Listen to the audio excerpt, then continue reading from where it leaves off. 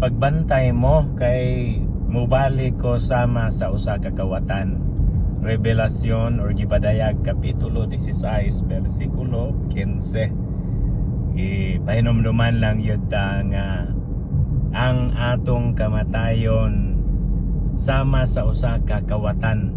Sigurado gyud na nga moabot sa ato ang kinabuhi. Apan wala lang gyud nakasiguro kung kanus-a, kung unsang tuiga, unsang buwana, unsang adlaw, unsang orasa. Mao gyud ay kamatuoran. Mao nga magbantay ta. Buta sabot mangandam ta. Unsa man nato pagpangandam? Mutuo ta sa ato ang Ginoo nga naay Ginoo naay magbubuhat nato og siya ang magbuot sa tanan.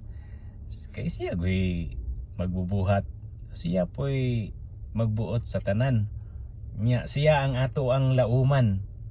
Mao nga angayan gyud nga di gyud ta mahadlok kung magisgot tag kamatayon, kay mao mong kini ang pamaagi nga atong mahimamat ang Ginoo, atong makita ang iyang panagway.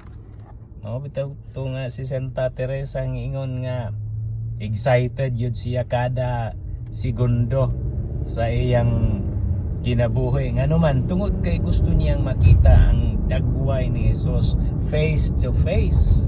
Kung sigurado jud siya malangit. So mao ni bation nato, mao ni masinati nato kung mulaom ta sa mga saad ni Kristo nga kung mutuo ta niya, banhawon usab kita niya sama nga siya na banhaw. Di ba nindot kaayo na kung mutuo ta? Pero kung di ta mutuo, di patuyang yun ta sa ato ang pagpakasa. Layo tayo ayo ta sa Ginoo, mao nang magsigi gyud ta og kahadlok, kabalaka kung masakit na. Adlok na kinita di ana og talitsikan kay basig masakit nga mao na hinungdan nga mamatay ta. So mao na mga kulang sa pagtuo.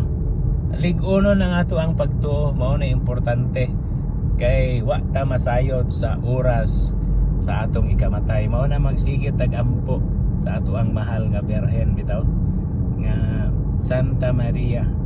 Inahan ka sa Dios, iampo mo ako, usa ka makasasalang kabos aron ako maandam sa akong kamatayon.